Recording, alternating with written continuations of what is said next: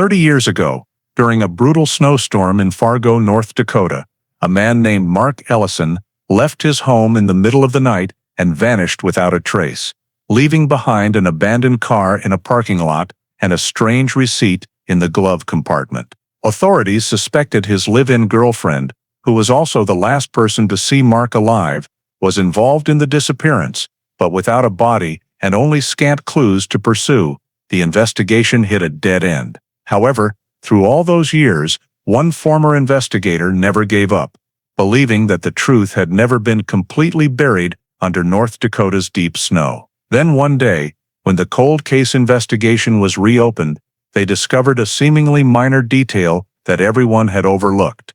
A detail that would change the entire case and shock the entire community in a way no one could imagine. Before diving into this chilling and haunting story, let us know where you're watching from, and if you love true crime stories, don't forget to hit subscribe so you don't miss the next episodes. February 1988. The year's fiercest snowstorm swept through the city of Fargo, North Dakota, bringing with it biting cold winds whipping against the scattered small houses along Interstate I-29. The outdoor temperature was below 20 degrees, with snow swirling in waves like white smoke, obscuring even the streetlights. In the gray brick house in the Edgewood neighborhood, Mark Ellison, 39, a real estate broker, had just closed his file folder and thrown on a thick coat. He was preparing to head out despite the blinding snow. On the kitchen table, the radio continued broadcasting the storm warning, the female announcer's steady voice ringing out, winds gusting at force 8, visibility under 50 meters, residents advised to limit travel. Tara Fielding, his girlfriend, emerged from the living room, holding a cup of cold coffee. She looked at him, weary. "You're still going out in weather like this? What client wants to meet right now?" Mark didn't respond, just said curtly, "I need to close the deal. I'll be back before midnight." The remnants of their afternoon argument about money, about the poker debts, Tara believed he'd never shake, still hung between them. He avoided her gaze, bending down to search for his gloves. The air in the house hung heavy like the snow outside the door. Tara stepped to the window, silently watching his shadow flicker under the yellow garage light. The clock hands read 9:12 p.m. Mark opened the door, cold wind blasting in, carrying tiny snowflakes sharp as needles. He stepped out, pulling up his collar, tucking the file folder into his leather briefcase. The engine of the white Pontiac Grand Prix roared to life, mingling with the howling wind. Tara stood in the doorway, arms wrapped around herself, watching the headlights cut through the snow curtain before disappearing around the bend. That was the last time she saw him. The clock ticked past midnight, then 1 a.m. No engine noise sounded in front of the house, no phone calls came. She reassured herself. He's probably crashing somewhere because of the weather. But the next morning, when the first light hit the thick snow in the yard, the bed beside her was still flat. Mark's spare jacket still hung on the hook, and his briefcase still sat in the corner of the table. Tara dialed Mark's real estate office. No one had seen him. She called a few poker buddies. No one had met up. She tried reaching regular clients, but none had an appointment the night before. Outside, the snowstorm hadn't let up. Unease rose with every minute. By noon, she drove around the neighborhood, past gas stations, small bars, calling his name into the cold wind, but everything remained silent. When she returned home, the wall clock read 4 p.m. She stood for a long time by the landline phone, hesitating a few seconds before dialing. Her voice was hoarse as she told the dispatcher, "Hello, I'd like to report, my boyfriend is missing. He hasn't come home since last night, and his car is gone too." From the other end came the quick scratch of a pen and a reassuring reply. "We'll send someone right over." Tara sat silently by the phone, her hands still trembling even after hanging up. Outside the window, the gray morning sky hung low like a heavy curtain. Within less than 15 minutes of the call, 2 Cass County Sheriff's Department patrol cars pulled up in front of the house. Flashing blue lights reflected off the snow, lighting up the entire neighborhood like a film set. An officer knocked, his voice deep but gentle. "We're here to ask a few more questions, Miss Fielding. Can you walk us through it from the beginning?" Tara led them inside, the smell of cold coffee and fireplace smoke mingling in the air. She recounted everything. Mark left at 9:12 p.m., said he was meeting a client in Devil's Lake, and vanished from there. The officer nodded, asking curtly, "Does he usually go out at that hour?" "No," she replied. "But sometimes he meets clients late. He hates delaying work." The answer didn't help much, but Tara's eyes showed she was starting to fear for real. A search team was mobilized that very morning. 3 patrol cars split up along Highway 10, veering north toward Devil's Lake, where Mark said he was headed. A state patrol helicopter was dispatched to sweep the snowy fields, visibility only a few hundred meters. Over the radio, the commander called steadily, "No signal, no white Pontiac sighted." The snow fell so thick that any tracks on the road were erased within hours. That afternoon, Tara was brought to a temporary headquarters in downtown Fargo for easier communication. She sat in a corner of the room, eyes glued to the phone. Outside the window, search teams returned in groups, coats caked in snow, boots mired in mud. One of them shook his head at the duty officer. "Nothing, no skids, no tire tracks." The words made Tara clench her hands together, nails digging into her skin, until they drew blood without her noticing. The first night passed in absolute silence. Wind still howled through the window frames, streetlights swaying, lights flickering. Tara lay on a couch in the headquarters living room, dozing fitfully, then jolting awake. Each time she opened her eyes, she checked the clock, counting the ticks like a reminder, he still hasn't come back. The next morning, the sky was less overcast, but the wind still cut like a knife. 2 officers expanded the search south of Fargo, along the edge of the Cheyenne River. They waded through knee-deep snow, shining lights into small woods, frozen ditches. No signs of an accident, no reports of an abandoned car. Police knocked on doors along the road, questioning residents, but the answers were all the same. "No, we haven't seen anyone out in the snow all week." By day's end, Tara drove back to the Edgewood house. The door was still locked as she'd left it. Inside, everything was untouched. The cold coffee cup from the night before, the unopened newspaper, the watch Mark usually wore still on the shelf by the bed. She stood in silence, catching a faint burnt smell in the air that she hadn't noticed before. Maybe from the fireplace, or perhaps something else. She opened the window to let in the cold wind, then slammed it shut immediately, as the snow stung her face. That evening, as streetlights cast onto the thick snow in the yard, Tara sat at the kitchen table, head buried in her hands. She pulled a photo from the drawer of her and Mark smiling together the previous summer. Placing it neatly on the table, fear and emptiness welled up, swallowing everything. Somewhere out there, amid the endless sea of snow, Mark Ellison had vanished, and in the house now filled only with the wind whistling through the frames. One woman waited quietly, hoping tomorrow morning she'd hear the familiar engine pull up in the yard, but deep down, she knew tonight he wouldn't return. On the 3rd morning since Mark vanished, the snowstorm finally subsided. A weak sun appeared in the pale gray sky, its light reflecting off the thick snow blanket, making all of Fargo look covered in a cold mirror.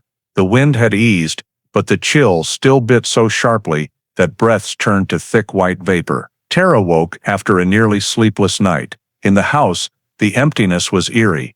The clock's ticking echoed like a reminder of every hour since Mark left. She brewed coffee, then poured it out, feeling everything meaningless. Around 8-something in the morning, a police car pulled up in front of the house.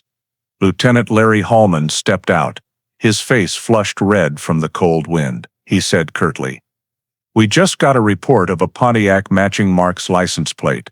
It was found in the parking lot behind the Red Owl Market supermarket, west of downtown." Tara held her breath. Hallman continued, "We'll take you there. Need direct confirmation." When they arrived, the parking lot was completely white. The Red Owl supermarket was open but empty. Only a few employees were shoveling snow at the entrance. The white Pontiac was parked crookedly to the side, half buried in snow, tail facing the road. A light breeze blew through, knocking small clumps of snow from the roof, revealing the license plate glistening with ice. A yellow ribbon tape was strung around it.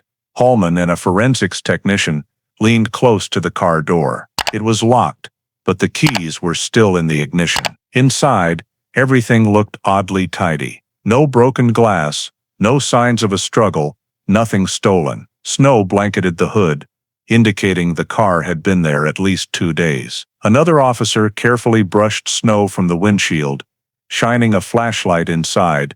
Gray leather seats clean, except for an unusual black burn mark in the ashtray. He frowned, calling Hallman over. Looks like someone burned something here. When the door was pried open with specialized tools, a faint metallic burnt smell wafted out. In the ashtray, besides the round black burn mark, there were a few thin green fabric fibers stuck. Hallman picked them out with tweezers, placing them in an evidence bag. He scanned the car, then noticed a folded paper tucked in the crevice between the passenger seat and dashboard. He unfolded it. It was a receipt for acid purchased at Dakota Supply Company, dated February 18th, just 1 day before Mark vanished. Buyer's name, Tara Fielding. Hallman turned to look at Tara, who was standing behind with another officer. Her face was pale, eyes wide but unreadable. He said nothing, just signaled his team to continue checking. In the glove compartment, they found an old lighter, half a burnt cigarette, and a paper map of the Devil's Lake area. No wallet, no ID. On the back seat was Mark's thick coat, an oddity, since he always wore it when going out. Keys are still there, locked from the outside, one officer noted. Someone drove it here, locked up, and walked away. Hallman didn't respond, just nodded slightly, eyes still fixed on the receipt in his hand. Cold wind swept through the lot, carrying a thin veil of snow powder around them. After completing the initial inspection, the Pontiac was loaded onto a flatbed tow truck. Tara stood at the curb, eyes following it until it faded into the white haze. The supermarket manager approached, voice trembling from the cold. "That car was here since Saturday night. I thought it was a customer's stalled vehicle." "Who knew?" Hallman asked. "Did anyone see someone get out of it?" "No. That night the storm was huge. Almost no one was out." Back at headquarters, Hallman and the tech team conducted forensics. They photographed every detail, from the small burn on the ashtray to the thick snow crust under the chassis. Under the lab lights, the green fabric fibers were laid on white paper. The coarse weave and distinctive burnt synthetic smell evoked an image of a plastic tarp or electric blanket. The acid receipt was sealed and sent to forensics. That evening, Tara was invited in for more questions. She sat across from Hallman, hands clasped. "Have you ever been to Dakota Supply Co.?" "Yes, I bought some stuff to clean the garage floor." "What's wrong?" "Did you know that receipt was in Mark's car?" Tara froze for a second, then said slowly, "I didn't know. Maybe he grabbed it by mistake." Hallman looked at her, offering no comment, just closing the file folder. As Tara left headquarters, her shadow faded under the yellow parking lot lights, snow starting to fall again. Inside the tech room, Hallman stood before a board, listing the case's first evidence items: white Pontiac, burnt ashtray, green fabric, acid receipt, victim's coat. He stared at those words for a long time. No one said it aloud, but everyone knew that from the moment the car was found, the simple disappearance had turned into something else. A frigid mystery buried under Fargo, North Dakota's snow. The next morning, as the thick snow around the Red Owl supermarket parking lot was cleared for the tow truck to access, the crime scene team returned to the site once more. Fargo's faint sunlight shone down on the wet, cold pavement, revealing what they hadn't seen the night before: a wide tire track imprinted on the old snow base, running parallel to where Mark's Pontiac had been parked. The tread was deep and even. Unlike passenger car tires, it was broad, heavy, with a square block pattern, the style of a 16-foot Penske box truck. Lieutenant Larry Hallman crouched beside the tire mark, holding a ruler to measure the diameter. He noted every detail, nearly 8 inches wide, even tread depth where no skid marks. The vehicle stopped here, didn't drive through, he said to the technician beside him. Parked right next to the Pontiac, then backed out straight this way. The track's head veered slightly right, as if the driver had left the lot in a hurry. That tire mark was the first thing that made Holman think someone had been with Mark the night he vanished. An internal report was quickly sent back to Cass County headquarters.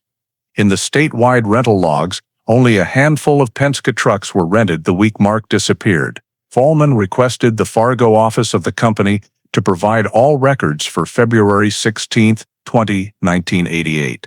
That afternoon, as he opened the pale yellow file, one name jumped out immediately. Tara Fielding rented a yellow 16-foot Penske on the 17th, returned it on the morning of the 20th, just hours after Mark was reported missing. Holman read the rental reason carefully, moving household items. The delivery clerk was re-interviewed, recounting that Tara picked up the truck alone, dressed neatly, saying she'd moved some old stuff to a friend's house south of Fargo. He didn't recall the license plate, just that she returned it earlier than contracted. "I didn't see anything unusual," the man said. "Just cold weather, and she seemed in a rush."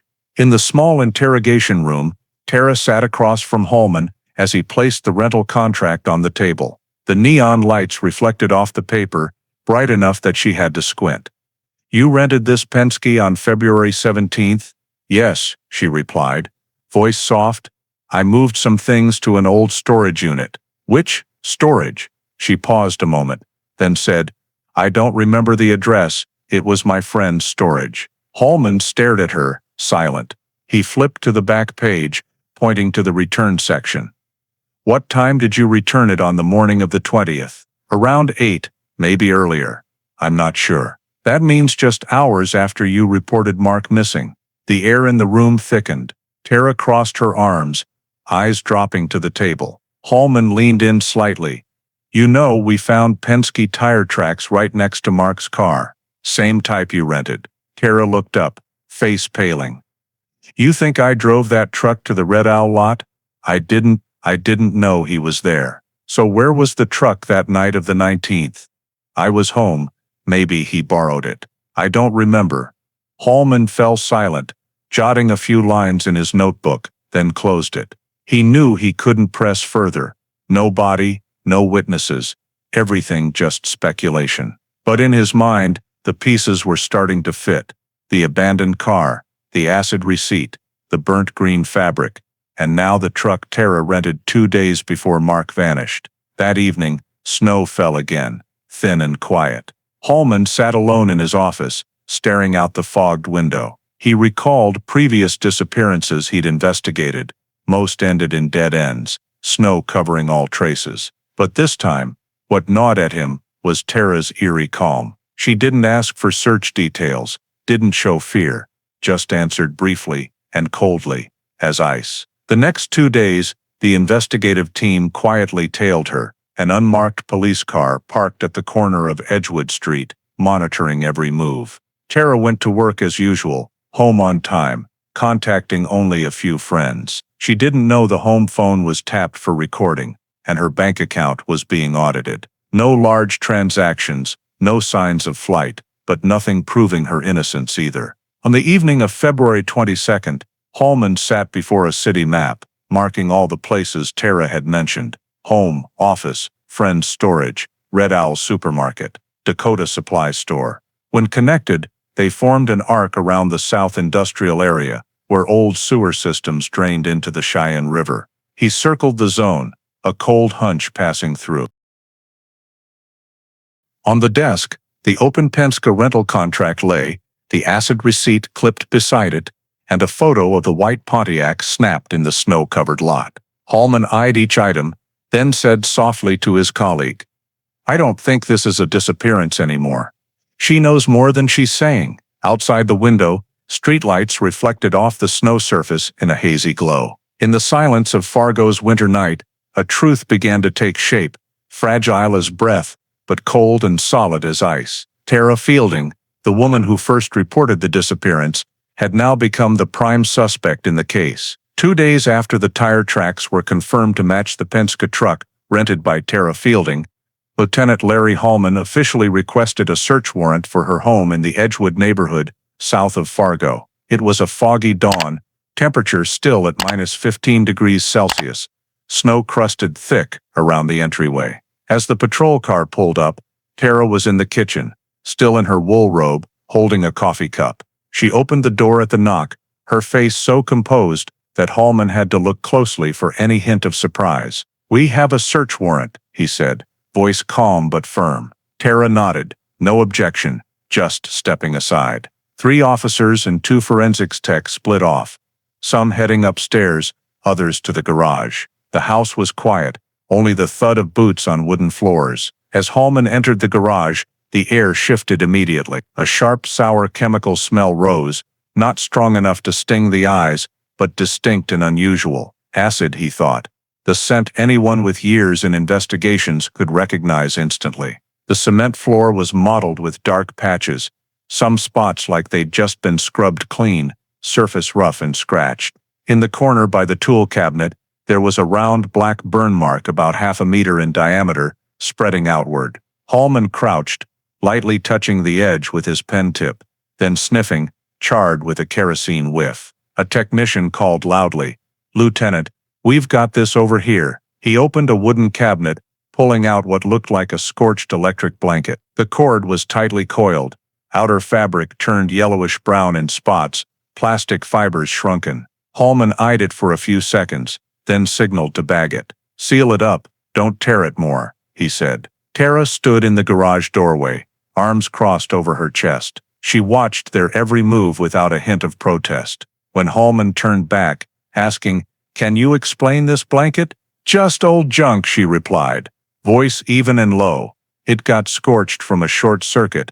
I was gonna throw it out." "And the acid smell?" "I bought acid to clean rust stains on the floor. This garage is old, rainwater seeps in and causes spots.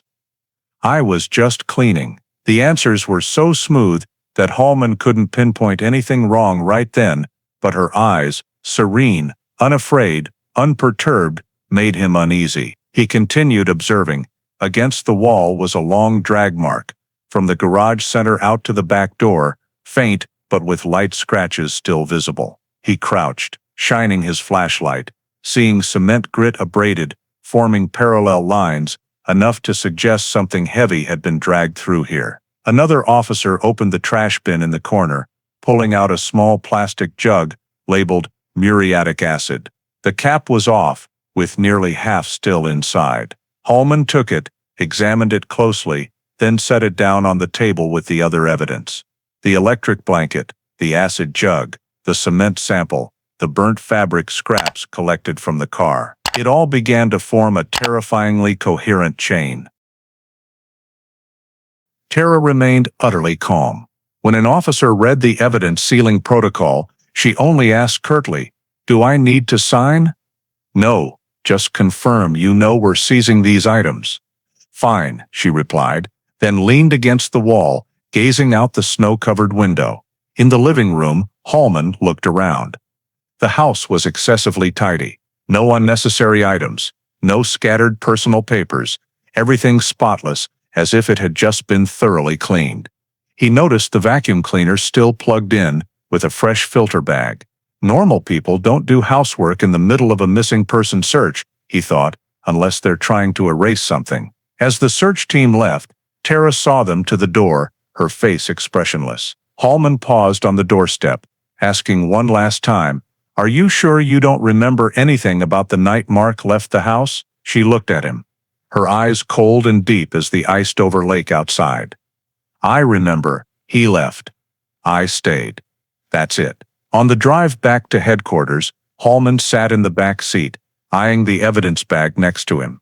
The scorched electric blanket, the acid jug, the cement scrap, ordinary things in an ordinary home, but together they told a different story, an incomplete story, but he knew he was getting closer to the truth. As the car passed through the snow-blanketed downtown, he cracked the window slightly, letting the cold air rush in to dispel the lingering acid smell on his coat. In that moment, Hallman suddenly pictured the white Pontiac, abandoned in the parking lot, doors locked, keys still in the ignition, black burnt ashtray, green fabric scraps. Now in Tara's garage, he just found the rest of that green, and it chilled him more than North Dakota's winter wind. In the days following the search, the evidence seized from Tara's home was transported to the Bismarck Forensics Lab, North Dakota's largest examination center at the time. The weather was still cold, snow blanketing the grounds, and the investigative technology of that era wasn't sophisticated enough to answer the questions Lieutenant Larry Hallman carried with him. No DNA techniques, no digital tools. Everything relied on the naked eye, microscopes, and the experience of experts honed through hundreds of cases. In the chemical-scented room, veteran forensics specialist Samuel Raines opened the first evidence bag, the scorched electric blanket. He cut a section of the burnt fabric, placed it on a metal tray, and lightly ignited it with an alcohol lamp to test the burn reaction. Smoke rose, carrying a distinct kerosene whiff. He leaned in, observing the burn path along the fibers. The charring started from the outside, not the core wiring. If it was a short circuit, he muttered, the burn would cluster around the wiring area. This is from the outside in.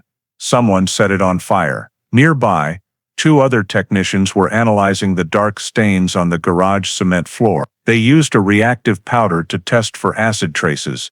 The solution turned pale yellow, confirming muriatic acid, the industrial cleaner noted on Tara's receipt. The stains were uneven, with some spots more eroded, suggesting someone had poured a large quantity directly, not just minor spots from routine cleaning. They also detected faint parallel scratches on the floor surface, the width matching a hand truck's wheels, the kind used to move heavy loads. Hallman was present in the room when these results were presented. He silently studied the enlarged photo of the burnt blanket section, a scenario gradually forming in his mind. Someone had used it to wrap something, doused it with kerosene, then set it ablaze. But he was still missing the most crucial part, the victim. In the following days, the investigative team continued scouring the area around Tara's home. They used probes to check along the Cheyenne River banks and vacant lots. The snow melted gradually, revealing dark soil, but nothing except dry grass and winter debris. No blood traces, no bones, no tire marks matching the Penske. Every lead dead-ended. The forensics lab completed the final tests in April.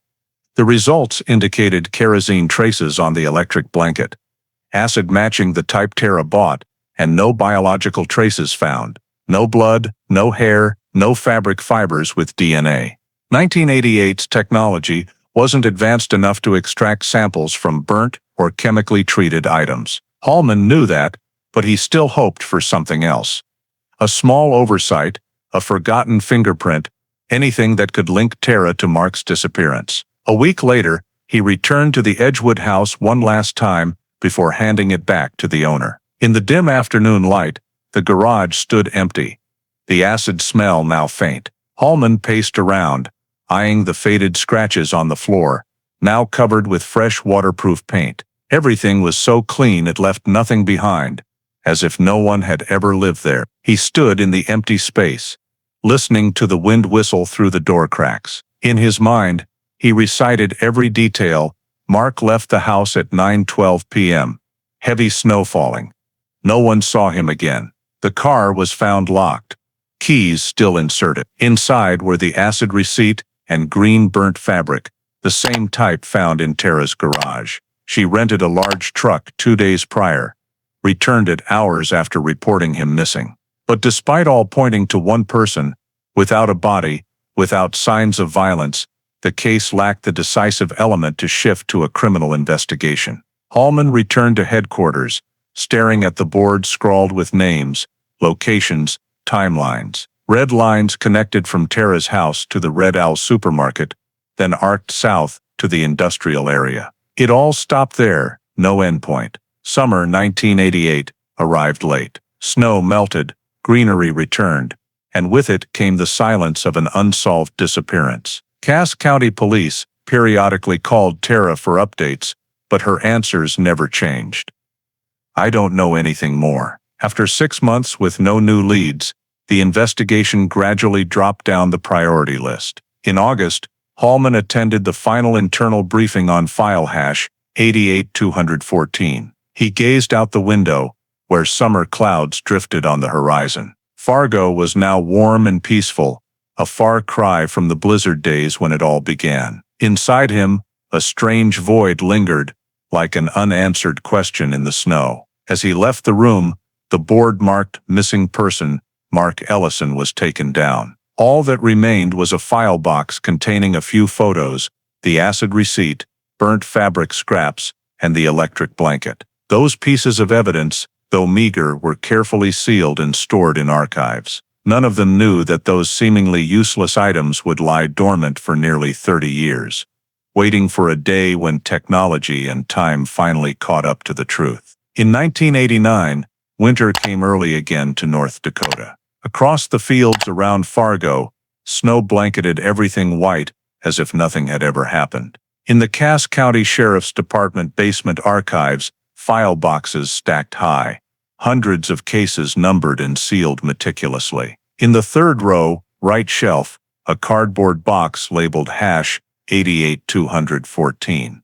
Mark Ellison, missing person, was slotted into place. No one knew it would rest there nearly 3 decades. Inside the box, evidence was sealed per old protocols: a plastic bag holding the scorched electric blanket, an acid purchase receipt from Dakota Supply Company, a photocopy of the Penske rental contract, and a few black and white photos of Tara Fielding's garage. On each evidence bag was the signature of Lieutenant Larry Hallman, the lead investigator to the very end.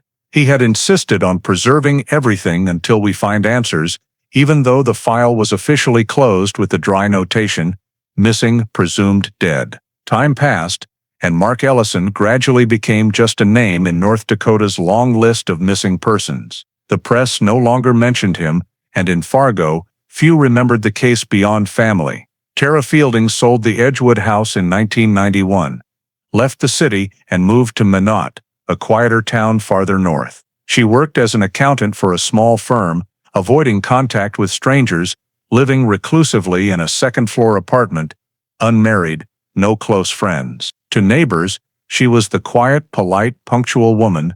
No one could suspect her name had once been tied to a mysterious disappearance. At Cass County, Larry Hallman continued his investigative work, but the Mark Ellison case haunted him like an unfulfilled promise. Many nights, reviewing old cases, he'd pull box hash 88214 from the shelf, open the lid, stare at the garage photos and burnt fabric. Each time, he'd sigh, then close it carefully. In 1998, he retired after over 30 years of service. Before handover, he left a short note for his successor: "Keep this file intact. Someday, we'll have the technology to know what really happened." From then on, the Mark Ellison file nearly faded into oblivion. It was just one line in a long list of unsolved disappearances. Occasionally, young officers new to the force would pull it out as a reference exercise, then shelve it back. Many didn't even know who Larry Hallman was. Yet in Texas, Diane Ellison, Mark's ex-wife, never gave up. Every year, right in February, she'd send a letter to the Cass County Sheriff's Department, nearly identical. "Please revisit the disappearance of Mark Ellison. I believe he didn't leave on his own." Those letters were filed with the original dossier, thickening the yellowed stack over time. Their son Nathan grew up with hazy memories of a father he knew only through old photos. At 20, he drove to Fargo, stood before the house his father once lived in. The house had new owners, the yard repaved, but in his eyes, the shadow of the man who left that snowy night still lingered. By the mid-2000s, as DNA technology advanced, a few forensics unit officers suggested retesting old samples. But at the time, the Ellison evidence was deemed insufficient. Items burnt, contaminated with chemicals, nearly useless. So the proposal was shelved. In 2010, the Cass County Sheriff's Department moved its entire evidence storage to a new facility in West Fargo. During the relocation, file hash 88214 was redocumented, digitally coded, and that very process saved it from disposal under retention rules. A young officer named Sarah Monroe happened to sign off on the new sealing. She skimmed the case summary and told a colleague, "It's weird. Everything suggests this wasn't a normal disappearance." But like those before her, she lacked authority to reopen it. And so, nearly 30 years passed. Fargo changed, roads widened, the South Industrial Area sprouted new factories, while file hash 88214 lay dormant in the dark. Only in 2016, when North Dakota launched the Cold Case Reassessment Program, reviewing dozens of cases, and amid those unfamiliar names, Mark Ellison reemerged. For the first time in nearly 3 decades, the disappearance was mentioned not as an old tale, but as a case demanding answers. Early 2017 saw North Dakota enter an unusually harsh winter, colder but drier and brighter than most years. At the new Cass County Sheriff's Department headquarters, the North Dakota Cold Case Reassessment Program officially launched. This federal initiative aimed to revisit unsolved cases from the 1970s to 1990s, applying new forensic tech to seemingly useless evidence. Hundreds of files were pulled for review, and amid the dense list, one name stood out on the screen: Mark Ellison, 1988. Missing person hash 88214.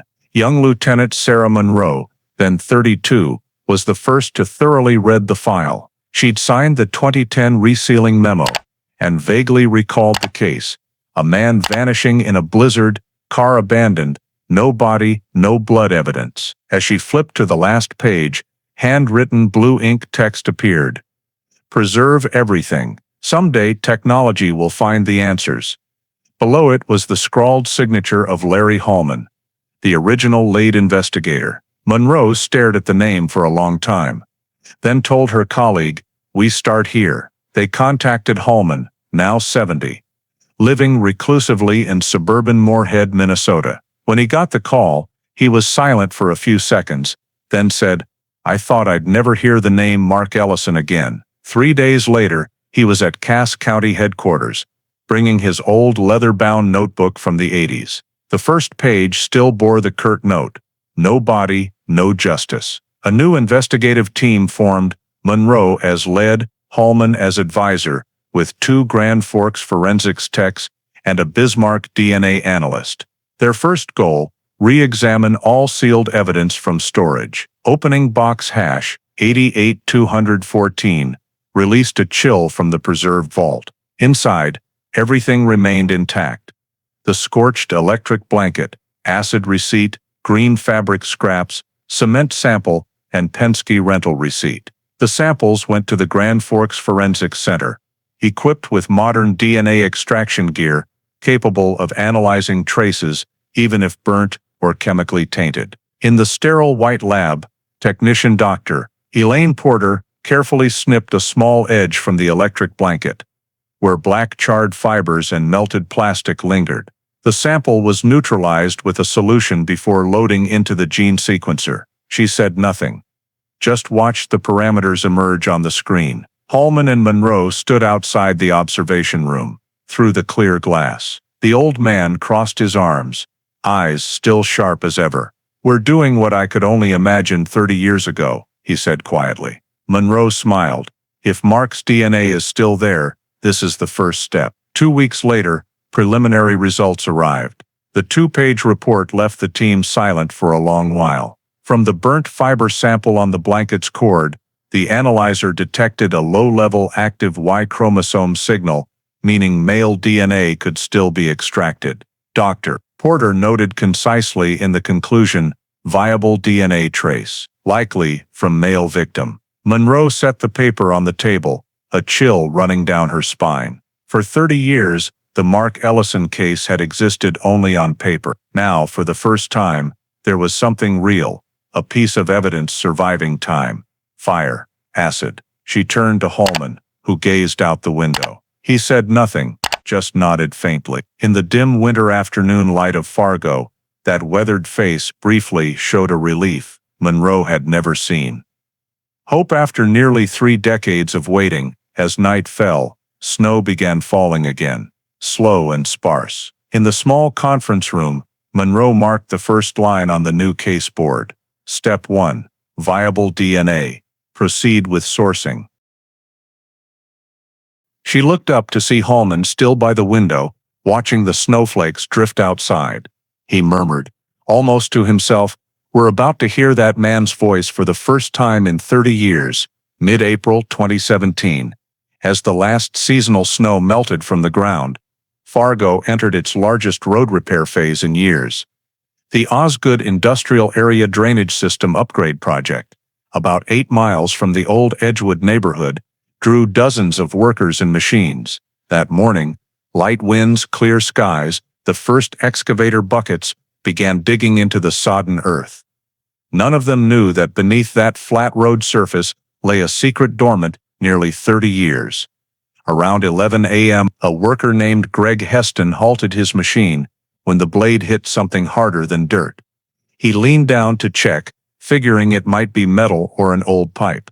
As another few inches of soil were scraped away, a dark green plastic fragment emerged, caked in dirt and charred at the edges. "Looks like it was burned," Greg said, then called the site manager over. They dug further, revealing knotted rope wrapped around a twisted burnt iron frame underneath, like remnants of an electric blanket. By regulation, the construction site immediately halted operations and called the police. When the investigative team arrived, the area was already cordoned off with yellow tape. Lieutenant Sarah Monroe and advisor Larry Hallman were on the scene within 20 minutes. They stood at the edge of the deep pit, looking down at the charred fragments mixed into the soil. Monroe signaled for forensics to take photos, then said softly, "Do you see it? The green of the tarp, exactly like the fabric scrap in the Pontiac." Hallman nodded, saying nothing, but his eyes darkened. As the technicians continued digging another 30 centimeters deeper, they hit something else, a small bone fragment. Work stopped completely at once. The entire area was covered, lighting rigs set up. Carefully, bit by bit, they extracted the remaining material scraps.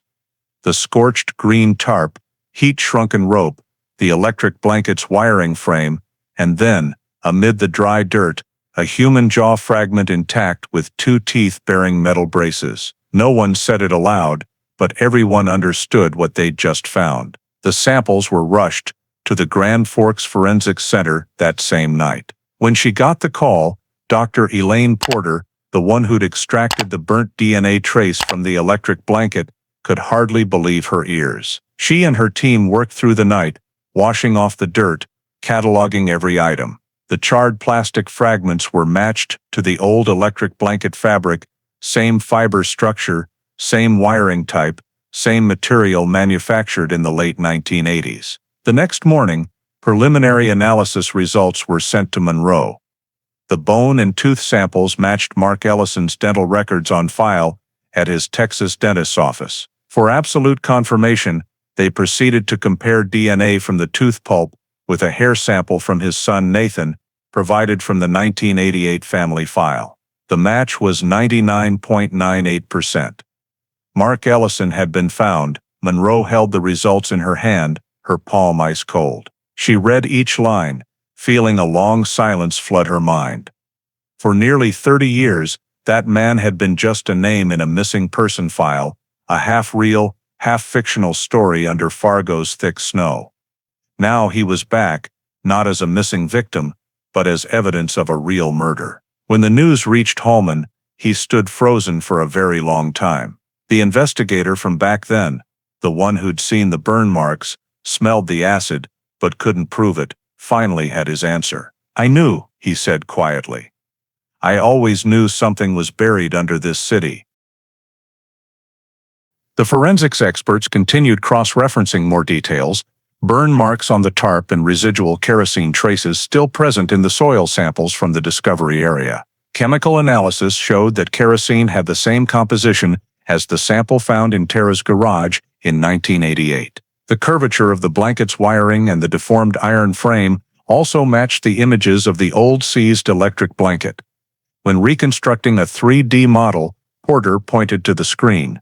"Look here, The tear at the right corner matches exactly with the burnt wiring position in the archived sample. Everything pointed in one direction. Mark Ellison's body had been wrapped in the electric blanket, bound with tarp and rope, then set ablaze with kerosene before being transported to the Osgood drainage culvert, where the underground system connected to the old road near Tara's house. Part of the ash and material had been buried under that winter's ice layer, and as the area was backfilled, the traces were buried even deeper. That afternoon, as the sun dipped behind the horizon, Monroe signed the first report from the new investigative team, file hash 88214, reclassified, homicide investigation. In the warm yellow-lit room, Hallman stood by the door, silently gazing at the old photo of Mark, his face smiling in that long-ago Texas summer. His voice was hoarse, laced with relief and sorrow. Finally, the snow has given back what it hid. 2 weeks after Mark Ellison's remains were confirmed, the Cass County Special Investigative Team moved to the next phase, cross-referencing old and new evidence. The Grand Forks Forensics Lab became the hub of all activity. In the stark white room, items that had lain dormant for 30 years, the scorched tarp, electric blanket, rope, kerosene can, cement scrap, were laid out side by side, like puzzle pieces of a picture that had finally begun to take shape. Dr. Elaine Porter and her forensics team began the comparisons. She pointed to the newly exhumed green tarp. This material is industrial woven polyethylene, production code 7715B from Midwest Polymers. This sample matches the type sold at the Sears Fargo store from late 1987 to early 1988. She paused, opened a file cabinet, and pulled out the old purchase receipt police had found in Tara's garage that year. The faded ink was still legible. Sears Fargo, February 5, 88, poly tarp, blue, 12 by 16 feet. Porter looked up, not just matching type, but same size. Next was the rope. The 2017 site sample had a white synthetic core, half-inch diameter. Under the microscope, the old rope seized from Tara's garage showed the same twist direction and nylon fiber type. Both were treated with reflective dye, a feature only in a limited batch sold in the Fargo area in 1988. On the adjacent table, the kerosene sample was analyzed via chromatography. The graph appeared on the screen, chemical peaks matching almost perfectly with the residue in the sealed plastic can from Tara's garage. Porter pointed to the chart, voice even, not just same type, but same refinement level. This is Northern Flame household kerosene, sold in the Fargo region from 1985 to 1989. She used the exact kerosene from her own home to burn it. Hallman sat still, arms crossed over his chest, watching each result. With every confirmation, his face grew more somber, eyes distant. All the things he'd once smelled, once noted, now became real evidence. Monroe held the third report, a new note added that morning. .38 special shell casing. Lightly oxidized, found at excavation site. The casing was cleaned and quick analyzed, brass, Winchester 1987 markings. Hallman recalled immediately. Mark owned a Smith & Wesson .38, officially registered at the Edgewood address. They checked the old firearms records. Yes, the gun bought in 1986, never reported stolen. Tara had once said Mark had no gun in the house, but now, the casing lay less than 2 meters from the body. Dr. Porter's preliminary conclusion, based on the scene, the victim was likely shot at close range, about 4 to 5 feet. Then the perpetrator wrapped it in the electric blanket, doused with kerosene, partially burned to dispose, and transported to the drainage culvert via a large vehicle, most likely a truck. As these pieces were arranged, the sequence of actions began to emerge clearly. Tara bought acid and tarp 2 days before the disappearance. She rented the Penske truck, returned it just hours after reporting him missing. The electric blanket and kerosene in the house matched the scene evidence. The .38 casing fit the gun Mark owned but had vanished. No longer random coincidences, everything began linking into a seamless chain. In the Cass County conference room, Monroe spread the photos across the table, One side the 1988 scene images, the other the 2017 Osgood area. When compared, the details matched perfectly.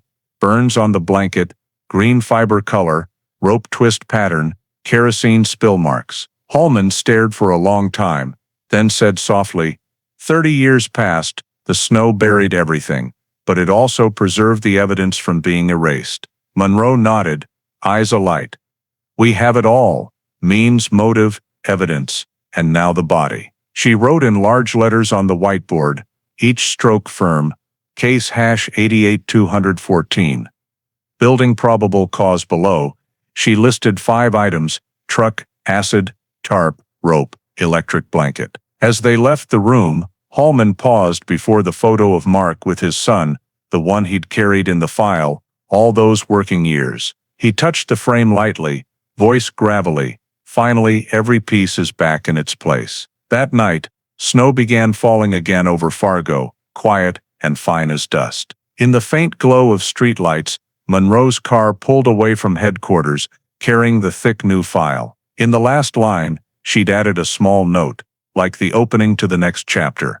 Begin building charges. Suspect, Tara Fielding. Late April 2017, as the evidence file was confirmed to match almost perfectly with items from Tara's house in 1988. The Cass County investigative team moved to the next step, seeking paper trails that could tie her to the entire chain of actions. In an era without digital databases, all rental records, purchase receipts and archived documents were stored on microfiche, small films holding thousands of miniaturized prints, filed in drawers in the old archives basement of Fargo City Hall. That morning, Sarah Monroe and a forensics technician arrived at the storage room, old fluorescent lights flickering overhead. The cold air and damp paper smell mixed with chemical whiffs made her feel like reopening the door to 1988. After nearly an hour of scanning, they found the reel labeled Penske Truck Rentals, February 1988. When Monroe loaded the microfiche into the reader, faint characters appeared, lists of renter names, license plates, addresses, pickup and return dates. Just minutes later, she paused at a familiar line. Fielding, Tara, Fargo, North Dakota, 16 feet truck, pickup 2/17, return 2/20.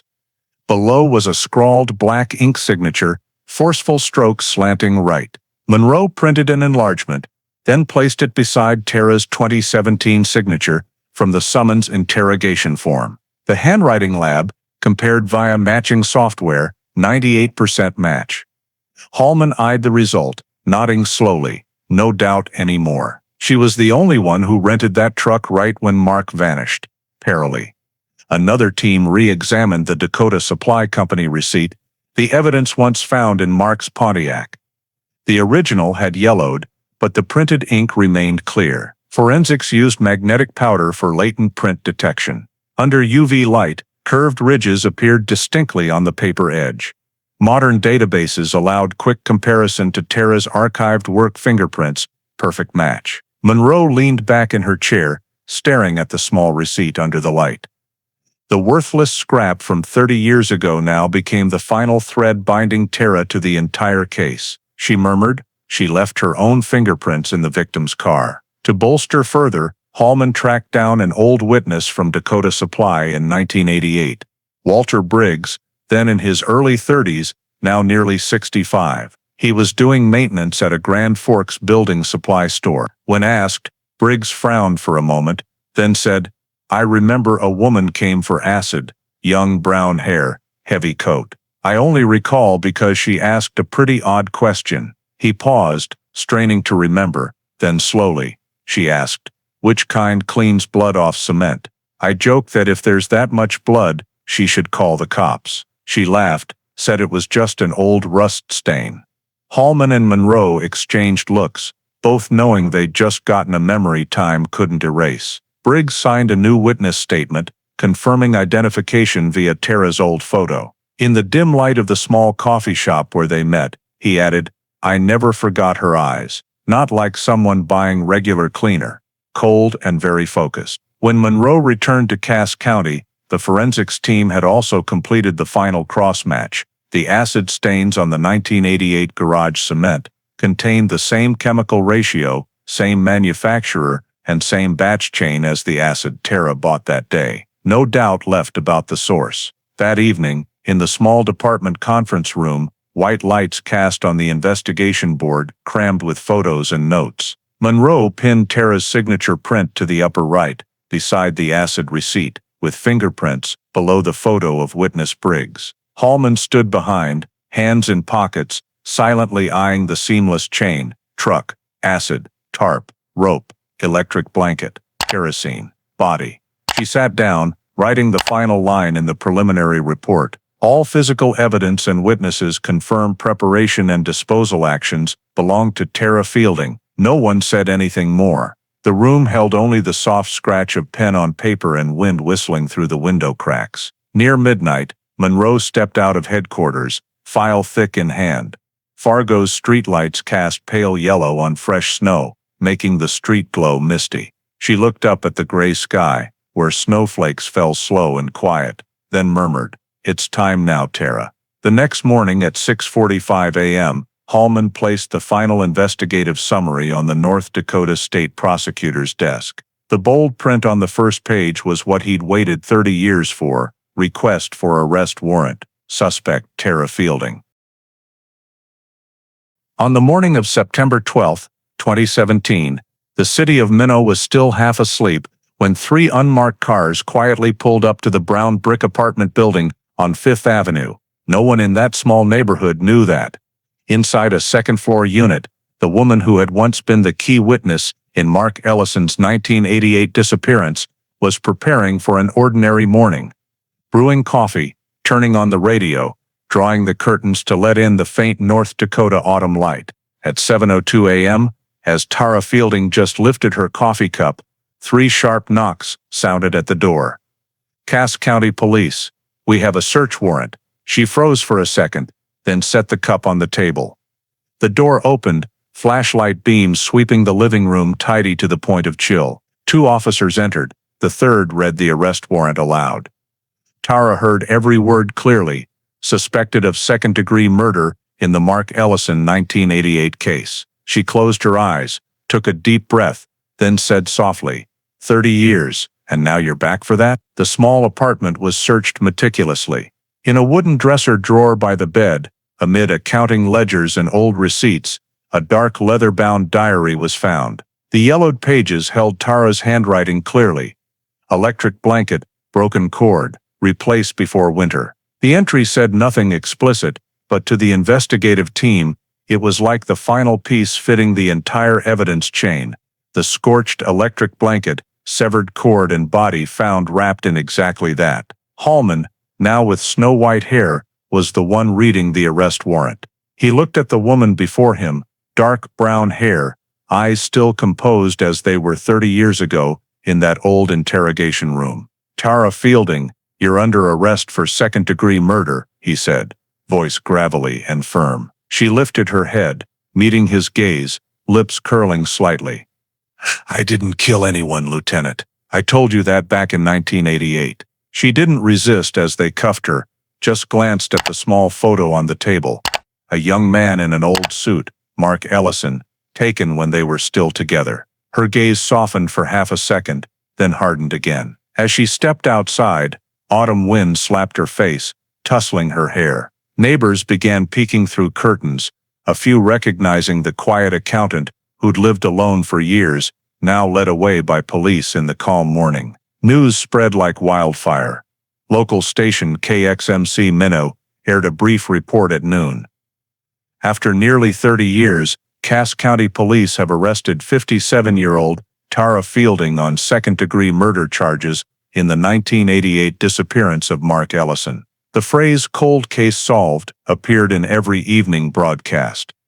Reporters swarmed outside Fargo Police Headquarters, where Monroe and Hallman held a brief press conference. No details were revealed beyond evidence and forensics match absolutely. The press called it North Dakota's biggest shock in 3 decades, not just for the case's length, but because the arrested killer was the one who first reported him missing. As she was transported to headquarters, Tara maintained her eerie calm. In the brightly lit interrogation room, she sat ramrod straight, hands on the cold metal table.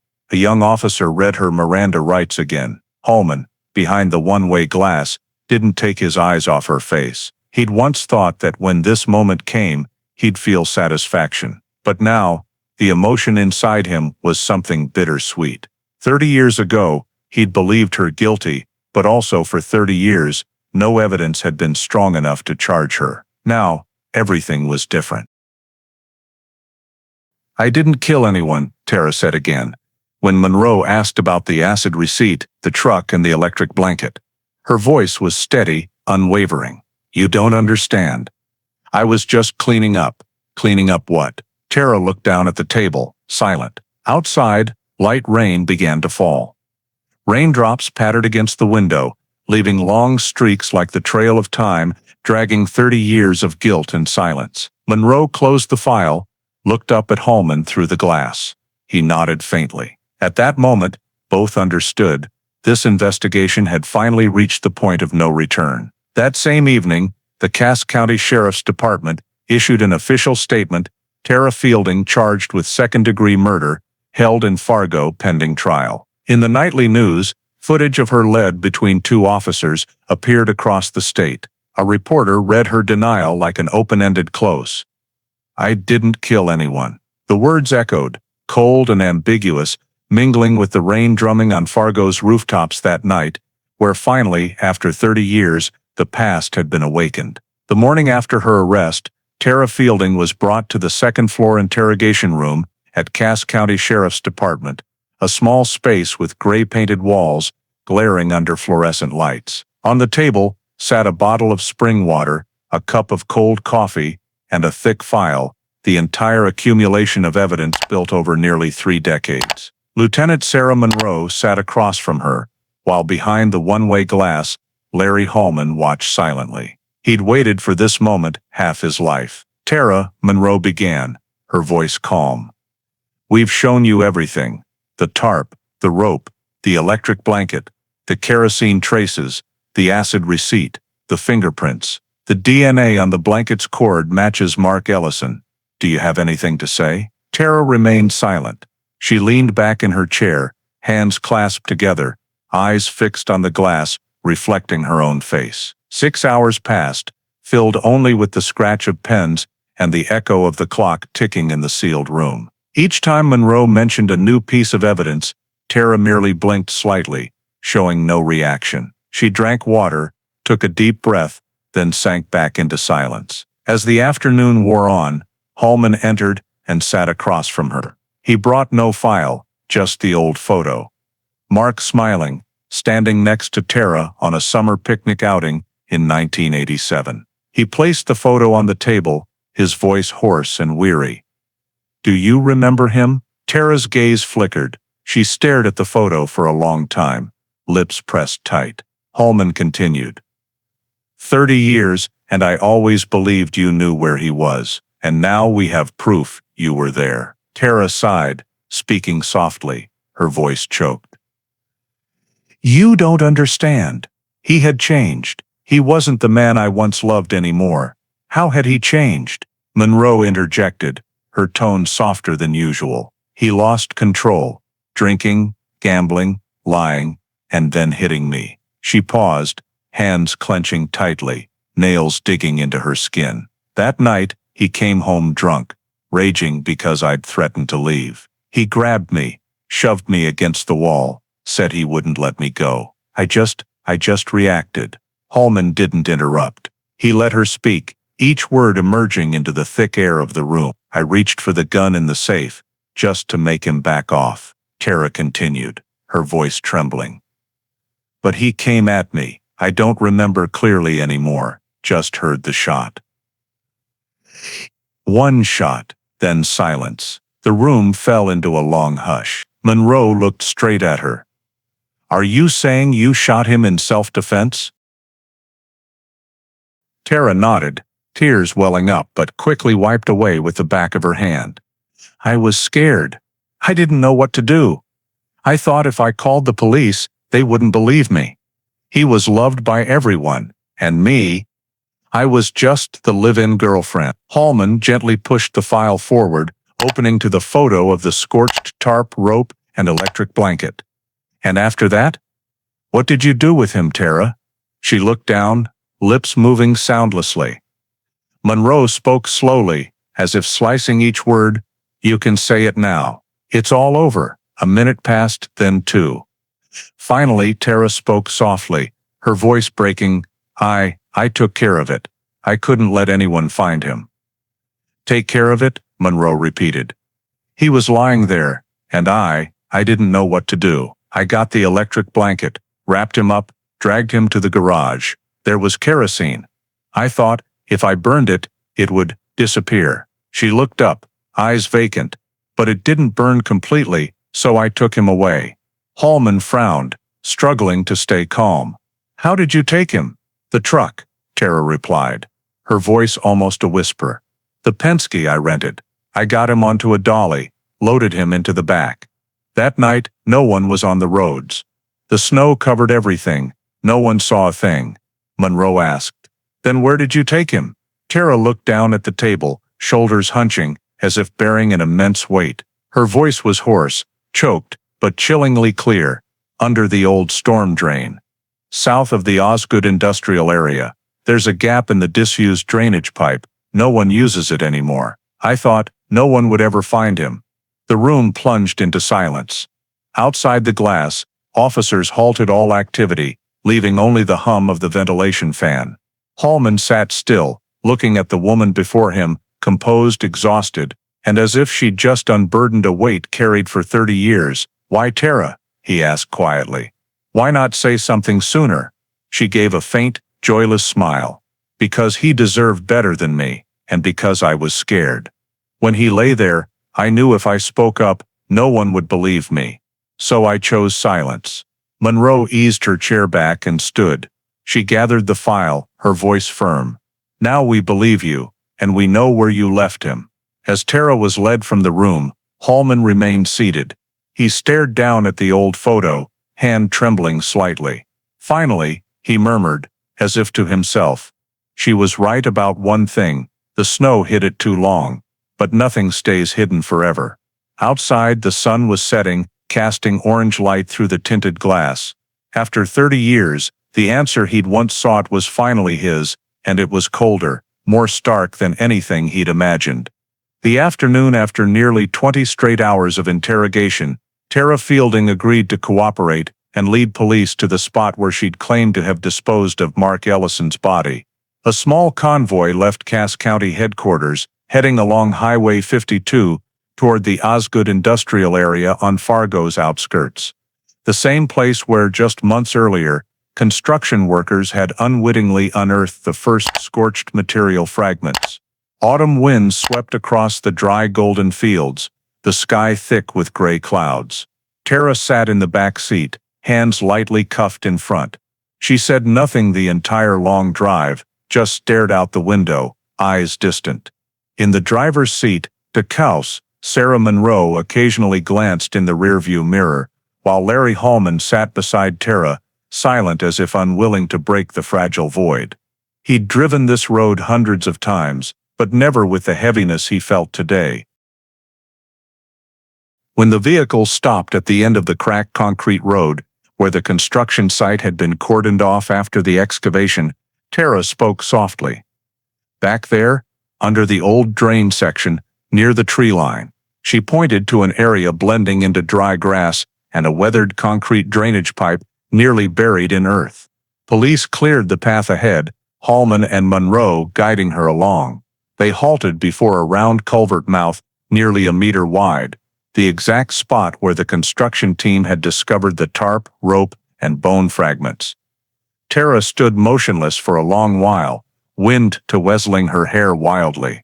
That's where I stopped the truck, she said quietly, almost whispering. I opened the back doors, dragged him out on the tarp. I thought the snow would cover it all. Monroe pulled a photo from her pocket, the April excavation scene, the soil, green tarp, scorched electric blanket frame. You say you stopped here? Tara eyed the photo, then pointed precisely to the upper right corner, where a dark gray streak marked the image. Right there. I remember clearly, because my hands got burned lighting the kerosene. He was still whole. Her words thickened the air. Hallman scanned around, then crouched to inspect the hard-packed dirt along the culvert edge. Grass had regrown, but a faint drag mark crossed the surface like a scar of time. It all matched the 2017 construction report perfectly. Location, drain orientation, depth, and even the GPS coordinates where the bones and charred materials were found. Monroe signaled the technicians to record everything. Tara stood silently, watching them work. Eyes glazed, voice raspy. I thought the snow would erase it all. Every winter, it covers everything. I never expected the one thing left would be that stupid tarp. Hallman turned to her gently. Tara, did anyone help you? She shook her head, gaze vacant. No one, I did it all myself. I dragged him onto the truck, drove here, then burned it. I don't remember getting home, just remember the next morning, everything white, and I thought, it's done. Strong gust blew through, carrying the scent of damp earth and scorched grass. Hallman looked at the woman before him, hair streaked with gray, face weary. No trace left of the young Tara Fielding from 1988. He nodded slowly to Monroe. That's enough, he said quietly. Police recorded her official confession right at the scene. Every detail in Tara's account, the timing, driving route, drain location, disposal method, matched the discovered evidence and forensics results, absolutely. No doubt remained. She was the one who'd killed and hidden Mark Ellison's body in that culvert, where snow and time had once seemed to bury it forever. As the convoy returned to headquarters, dusk began falling. Vehicle lights swept across the rain-slicked road. Tara sat still, eyes half closed, as if drained of all strength. Monroe glanced over, saying softly, "At least now he's coming home." Tara didn't respond. That night, the North Dakota State Prosecutor's Office received the full dossier from the Cass County team. All physical evidence, forensics results, confession transcript, and scene verification. The file was stamped red, case hash 88214. State of North Dakota Tara Fielding, homicide 2nd degree. After nearly 30 years, the Mark Ellison disappearance was officially prosecuted as a murder case. And in Fargo, the first cold wind of the season rose again, carrying the scent of rust and earth from the culvert depths, where the truth had finally been dug up from its own darkness. A week after Tara Fielding led police to the storm drain site and pointed out exactly where she'd disposed of the body, the North Dakota State Prosecutor's Office began working at an unprecedented intensity. In the third-floor conference room of the Cass County Courthouse, stacks of documents, crime scene photos, and evidence littered the table. The smell of fresh paper, printer ink, and strong coffee mingled, creating the signature atmosphere of days before a major case prosecution. Sean Colton, the state's lead prosecutor, was assigned the case. Around 50, with a deep voice and composed demeanor, he was renowned for reconstructing entire crime timelines from the smallest details. When he received the nearly 2,000-page file from Lieutenant Sarah Monroe, he said only one short sentence, 30 years can't erase the traces. We'll bring it to light. Colton and his team spent days combing through every piece of evidence. On the large screen mounted in the room, he marked the key points, recorded and videoed confession, matching forensics data perfectly. DNA from the blanket cord matching Mark Ellison's sample, evidence, tarp, rope, electric blanket, acid receipt, .38 casing, Penske truck, all leading directly to Tara. Financial motive, Mark in debt, house and assets in Tara's name. Arguments over ownership before disappearance. It all formed a tight web of evidence linking from 1988 to 2017. Not just a murder case. It painted a picture of two lives slowly crumbling under money, failure, and despair. When Colton watched the confession video one last time, the room fell silent. The screen showed Tara's face, sunken eyes, weary voice. I just wanted it all to disappear. He paused the video, turned off the lights, then said quietly, "We have enough." On October 3rd, the Cass County Court held a preliminary hearing for the indictment. Press crowded the hallway. Tara was led in, wearing gray jail attire, hair neatly tied back. She said nothing, just sat still, as the prosecutor read the charges. Tara Fielding, you are charged with second-degree murder, intentional concealment and disposal of victim Mark Ellison's body, committed on the night of February 19, 1988. Defense counsel only requested a continuance to prepare, and when the judge asked if Tara had anything to say, she just shook her head. The only words to escape her lips were, "I have nothing more to say." Outside, hundreds of Fargo and surrounding area residents gathered around the courthouse. They'd grown up with the Mark Ellison story, the man who vanished on a snowy night, and now witnessed the truth unveiled. A reporter asked Monroe, "Do you think justice came too late?" She replied without hesitation, "Justice has no expiration date." That same day, Sean Colton finalized the formal prosecution motion, submitting it to the state court. In the opening section he wrote, "Physical evidence, forensics, and confession affirm Tara Fielding's murder actions. Though 29 years have passed, this case retains the voice of truth." The preliminary hearing ended in silence, no further words spoken. The judge set the formal trial date for late December 2017, a symbolically timed moment, 29 years and 10 months since Mark vanished. As police escorted Tara from the courthouse, camera flashes erupted continuously. She maintained her measured pace, eyes forward, expressionless. A reporter shouted, "Tara, do you regret it?" She turned her head, saying just loud enough for the mic to catch, "You don't know the whole story." That night, at the press conference in Cass County headquarters, Monroe stood beside Hallman before dozens of reporters. After nearly 30 years, the silver-haired elder still held his calm poise. When asked his thoughts, Hallman said concisely, his deep voice resonating in the quiet room, 29 years. The case finally has its answer." He paused a beat, then added a line many would remember forever. "A blizzard can bury footprints, but it can't erase the conscience of someone who knows where they've been." Outside, the first snow of the season began falling, light and silent as breath, blanketing the courthouse roof where justice was about to be called. December 2017, Fargo's skies began snowing again. The first winter storm blanketed the downtown square white, and amid that snow, the Cass County Courthouse glowed through the night. The case State of North Dakota vs. Tara Fielding went to trial. A case the region had waited nearly 30 years to hear concluded. On the opening morning, hundreds stood packed outside the courthouse. Press set up cameras, news vans jostling along the boulevard. Inside, the courtroom was filled to capacity, all eyes on the brown-haired woman at the defense table. Tara Fielding, 57, in a dark jacket, face composed but gaze vacant. Beside her sat defense attorney Donald Freer, renowned for tough defenses. Across, prosecutor Sean Colton stacked thick documents, eyes resolute. The jury will hear a story spanning nearly 3 decades.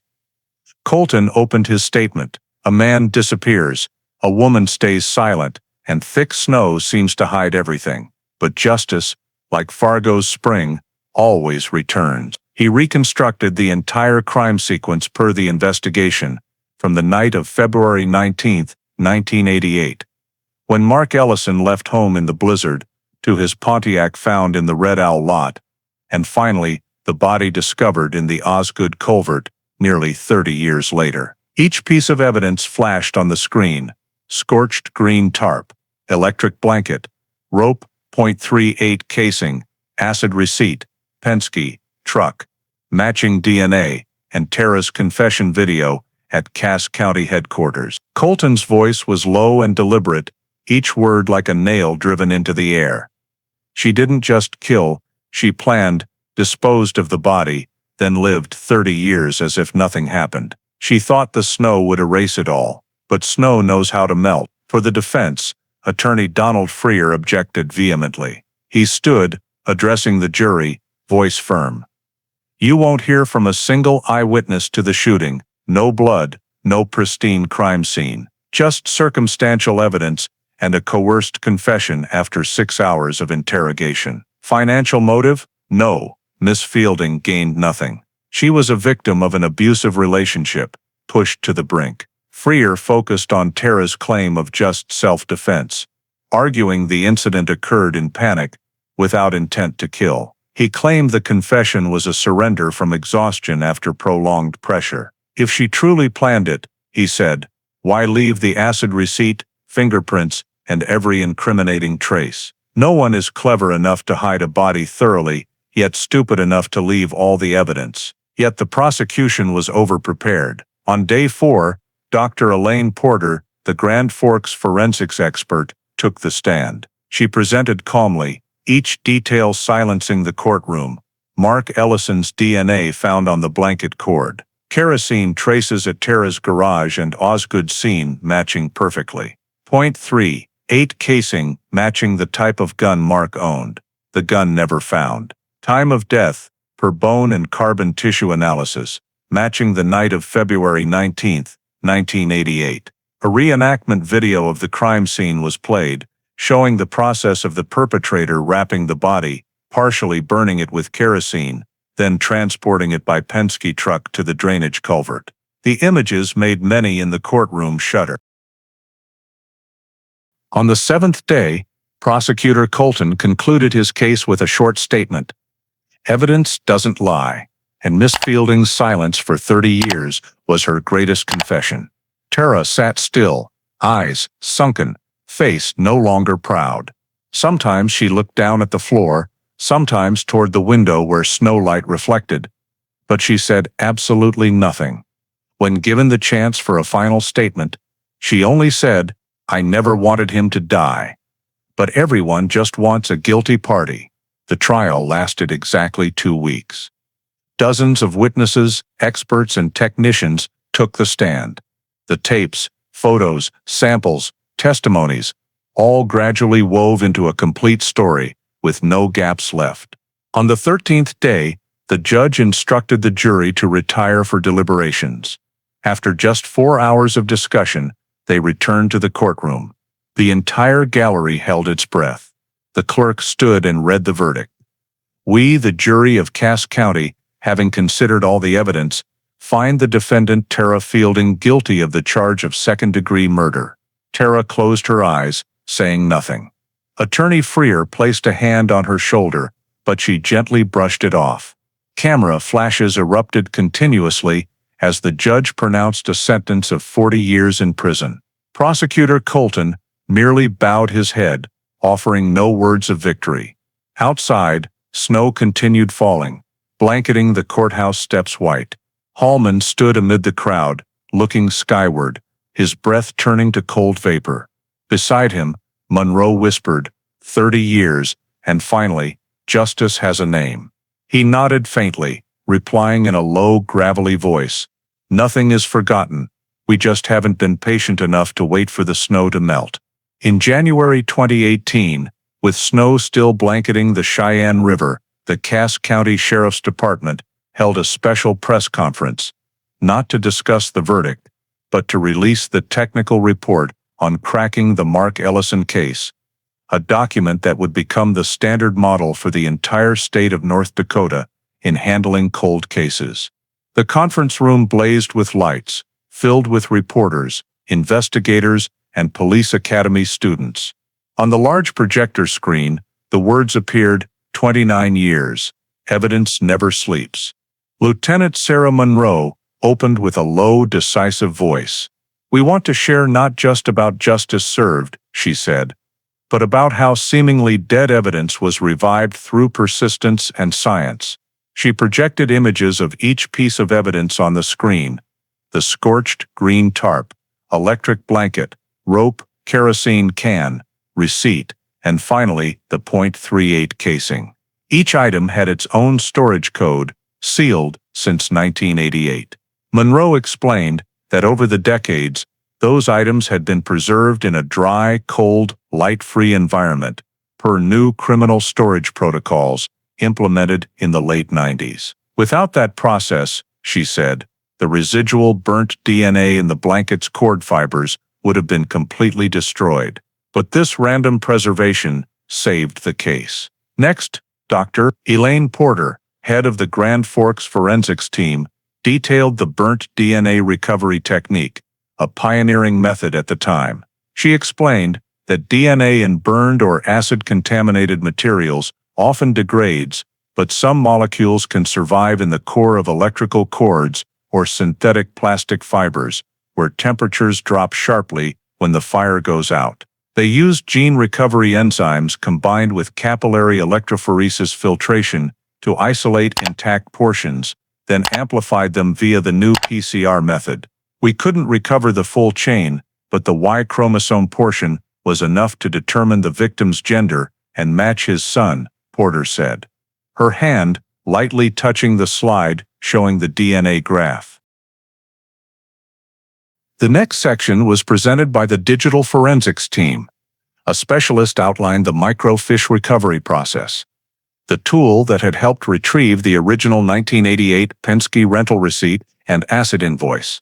Most old microfiche was damaged by mold, he said. But we scanned it with low-frequency LED light, then restored the images using digital reconstruction software. Thanks to that, Tara Fielding's signature emerged clearly and was matched with 98% accuracy. Another part of the report focused on classical materials analysis, how the forensics team matched the nylon fibers in the rope and polyethylene structure in the tarp to old manufacturer data. They retrieved archived documents from the long-closed Sears Fargo store and discovered the batch number matching the time Tara purchased. It was a blend of science and intuition, Monroe said. If no one had remembered that tarp, no one would have thought it was the silent witness to the crime. In the final section, as the lights dimmed, Larry Hallman took the podium.